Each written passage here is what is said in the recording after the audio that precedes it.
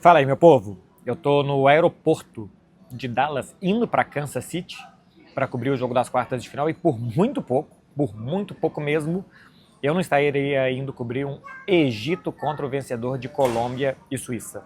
Tô indo cobrir a Argentina contra o vencedor de Colômbia e Suíça, que jogam daqui a pouquinho. Tô gravando esse vídeo antes dessa partida começar. Antes de mais nada, quando terminou o jogo, eu que não tenho mais Twitter ativamente, mas eu entro, é claro, que para ver o que se está repercutindo, me chamou a atenção que se está falando muito sobre a arbitragem desse jogo. Eu assisti aqui na TV dos Estados Unidos, não vi se falar sobre isso, e depois estavam o Henry, o Alex Lalas e o Ibrahimovic falando, estão chamando alguém para um portão aqui. Estavam ali comentando e também, até onde eu vi, não comentaram sobre a arbitragem, especialmente da maneira como se está fazendo em redes sociais. Eu acho que tem duas decisões nesse jogo. O pênalti em cima do Tagliafico, que não, acaba não sendo decisivo, né, porque o Messi perde, que é pênalti. O Tagliafico domina e vem uma pernada na perna dele, é pênalti. Não tem o que discutir sobre esse pênalti. E a falta do segundo gol do Egito anulado, que depois o Egito acaba fazendo outro gol. E é falta. Existe um pisão no pé do jogador da Argentina. É a mesma fase ofensiva. A partir dali o Egito rouba, corre, avança, faz um golaço. Era um tremendo golaço toda a construção. Mas que é uma falta, não é porque aconteceu no campo de defesa, que atravessou todo o campo, que não se marca esse tipo de falta. É a mesma fase ofensiva. Isso está na regra, está nas instruções. E eu nem quero entrar aqui, assim, na Copa do Mundo tem se tido um critério diferente. As faltas de pisão no pé têm sido marcadas. Outra coisa é aquele chute que o Vini dá na perna do jogador da Escócia, que para cá e para lá já foi marcado de forma diferente. Então, são duas decisões arbitrais. A primeira eu nem considero polêmica, a primeira a outra é quase no limite, se aquele pisão é ou não suficiente e tal, mas os pisões têm sido marcados. E eu acho que é uma decisão correta. Eu entendo que as pessoas estejam cansadas de decisões de arbitragens que estão caindo para o lado da Argentina, desde a última Copa talvez, mas eu acho que é um cansaço que às vezes não se justifica pelos fatos. Dessa vez, especialmente dessa vez, eu não vou entrar em todas as polêmicas de arbitragem aqui, mas especialmente dessa vez, os fatos foram corretamente assinalados, que o pênalti foi pênalti e a falta foi falta. A partir daqui, a Argentina ganha mais uma vida, né? Quantas vidas tem a Argentina?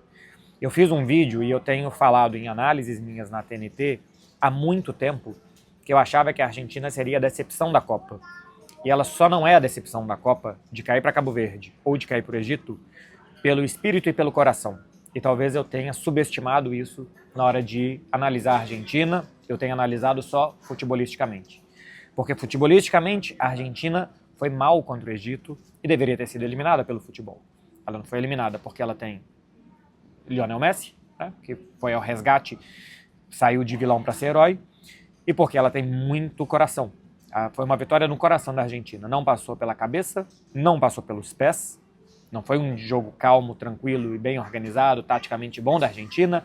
Não passou pelos pés, passou pelo pé do Messi, pelo grande cruzamento do Lautaro, pelo Enzo, mas assim, não quero dizer, não foi um bom jogo tecnicamente de boa parte dos jogadores. Foi um jogo de coração da Argentina para evitar a eliminação precoce. Eu acho que a partir de agora, se a Argentina cair para a Colômbia ou para a Suíça, mais para a Colômbia do que para a Suíça eu acho normal. Não achava normal se caísse para o Egito, não acharia normal se caísse para Cabo Verde. E depois, uma vez que passe, se passar, já estará na semifinal e aí você não pode minimamente considerar um vexame um time que cai na semifinal. A não ser que tome um 7-1, mas não um vexame um time que cai numa semifinal de Copa do Mundo. Por que futebolisticamente foi um mau jogo da Argentina? Porque ela se defende mal, se defendeu mal no gol do Egito, continuou se defendendo mal depois nos contra-ataques. Não é um time rápido, a Argentina, por isso ela quer as jogadas lentas, controladas, porque não é um time de pernas para que te quero, não tem jogadores potentes fisicamente para correr, e quando o Egito pôde correr, correu bem no segundo tempo. O Egito teve 30 e poucos % de posse de bola, assim como o Brasil, mas praticamente não atacou, mas quando atacou foi muito perigoso. Não se defendeu bem no 0-0 a Argentina, e depois também não conseguiu defender bem os contra-ataques do time egípcio. E para atacar, como que a Argentina quer fazer? É jogar com muitos jogadores por dentro e com a ausência do Thiago Almada para liberar um pouco mais Enzo, para liberar um pouco mais Rodrigo de Paul, que colocou o Leandro Paredes para liberar mais outros meio-campistas. Muito jogo por dentro.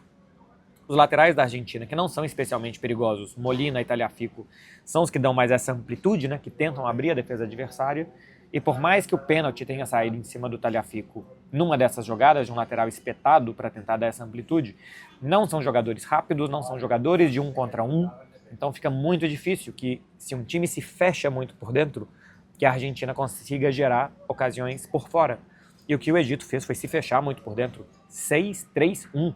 Se fechou com uma linha de 6, depois uma linha de 3 muito pertinha. Não tinha praticamente como o Messi incidir no jogo.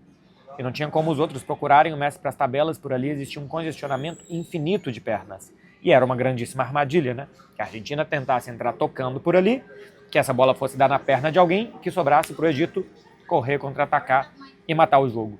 Não conseguiu sair dessa arapuca a Argentina, dessa armadilha do time do Egito. As mudanças, a entrada do Nico dava um pouco mais, né? E no segundo gol a gente vê isso, dá um pouco mais de jogada de lado de campo. O primeiro gol é o Messi pelo lado do campo, mas como a Argentina não tem 1 contra 1, ultrapassagens, jogadores velozes, o lado do campo fica mais protegido. Aliás, ele pode ficar mais abandonado porque ele está protegido pela ausência de jogadores da Argentina por ali. Futebolisticamente merecia ter caído a Argentina, e esse é um defeito da Argentina. E a partir de agora ela vai jogar contra adversários que podem usar essa tática com melhores jogadores para defender e para atacar. O Egito teve o Salah, que fez um jogo bastante bom, também sem condições de jogo praticamente, né? Também eu entrevistei ele ao final da partida do Egito contra a Austrália e ele disse que estava lesionado. E ele jogou 90 minutos se movimentando muito pouco. E a tática do técnico do Egito de tirar o Marmouche do jogo para colocar mais um jogador defensivo, e a Achour machucou, e acho que também foi uma grande perda para o Egito, a lesão do camisa 8 também atrapalhou que essa tática fosse melhor aplicada no segundo tempo. Mas estava tudo indo maravilhosamente bem para o Egito, até Messi, que perdeu o pênalti, que teve no primeiro tempo uma bola que ele rouba, que ele tabela e que ele chega no canto da área para fazer a finalização de sempre, ele manda na lua. Não estava conseguindo acertar muitas coisas, embora quando a gente vai ver as estatísticas, o Messi acertou 5 dribles de 7, ele deu 6 passes para finalização, se eu não estou enganado. Vou até conferir, mas a maioria dos passes para finalização da Argentina vem do Lionel Messi, são 19 chutes da Argentina no jogo. O Messi finalizou 5 e deu passe para 6. Ele participou de 11 das 19 finalizações da Argentina no jogo. O único gol da Copa da Argentina com o Messi em campo que ele não participou é o terceiro gol, é o gol da virada. Porque contra Cabo Verde ele tinha feito todos os gols quando ele estava em campo. 2 contra a Jordânia ele não estava, né? O gol do Lo Celso de falta e o gol do Lautaro de pênalti. O Messi não estava em campo e depois ele faz o terceiro gol. Contra Cabo Verde ele bate um escanteio no rebote, o Lisandro marca, e depois ele bate o escanteio para o gol do Cuti Romero, que é marcado o gol contra porque bate um jogador cabo-verdiano. Então ele de alguma forma tinha participado, ainda que não estivesse nas estatísticas. O terceiro gol da Argentina é o primeiro que ele não participa de jeito nenhum. Então ele participa de todos os gols e praticamente de todas as finalizações da Argentina. E com esse meio tão embolado do Egito, com o Messi fora de ação, sem ele conseguir participar, a Argentina era um time que até tentou criar algumas vezes, uma ou outra do Julián Álvares, em cruzamentos que vinham para ele escorar e tal, mas não conseguia levar perigo do jeito que mais leva a Argentina, que é com o Messi participando, até que ele participou. Um belíssimo cruzamento para o Otamendi, para o Cuti Romero, 2-1 da Argentina. Ali a Argentina cresce, ali o Egito se assusta, e aí a Argentina vai para cima com tudo e tira do coração a virada. O Messi começa a jogada do segundo gol e termina a jogada do segundo gol, e depois num jogo que vira um lá e cá, que poderia ter caído para o lado do Egito, quase caiu, porque no 2-2 teve um contra-ataque, que o Montiel, se eu não estou enganado, coloca um pé para cortar um passe quase que decisivo. O Egito teria tudo para fazer ali o seu terceiro gol. E aí saiu um cruzamento excelente do Lautaro e uma cabeçada muito precisa do Enzo para dar o golpe de misericórdia e eliminar o time egípcio. É uma eliminação extremamente doída para o Egito, que vencia por 2-0, porque teve o gol anulado e por conta dessas coisas de arbitragem que eu falei e que isso está gerando uma bola muito grande, né? De ruído, inclusive.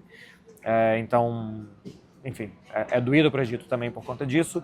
E para a Argentina, o Messi aperta um continue para o seu time, né? Contra Cabo Verde foi quase, contra o Egito foi quase de novo, e a Argentina reseta tudo, porque isso não é um torneio de quem joga melhor ou não, isso é um torneio de quem ganha os jogos. Então a Argentina reseta tudo para ir às quartas de final. Sobre Messi, 21 gols em 31 jogos de Copa, 9 assistências. São 31 a 30, que agora eu também quero só conferir isso. 21 em 31 mais 9 assistências. 30 participações em gols do Messi em 31 jogos de Copa do Mundo. Já chegou a 2 finais, chega a mais uma quarta de final pelo menos.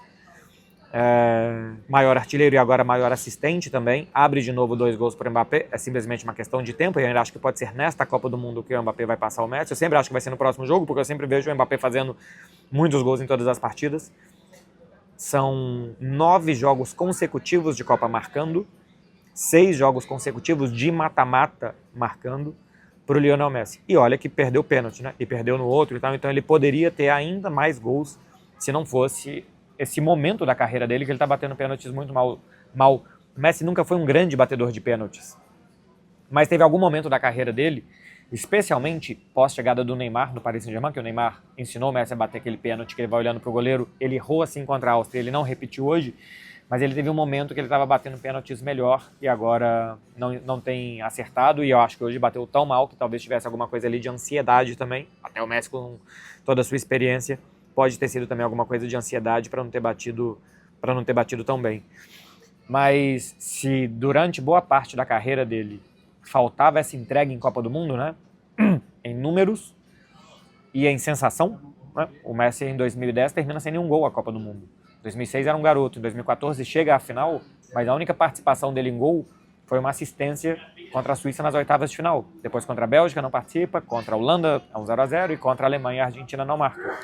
Em 2018 o time cai nas oitavas de final também, com uma dificuldade de passar simplesmente da primeira fase, uma primeira fase com Islândia, Nigéria e Croácia, quase não passa. Então, talvez tenha faltado para o Messi, no seu prime de jogador físico especialmente, isso da Copa do Mundo que absolutamente não falta mais, né? As 2 últimas Copas do Mundo do Messi é de marcar sem parar, de ser decisivo sem parar, de ser decisivo em mata-mata sem parar também, e sem precisar de pênalti, né?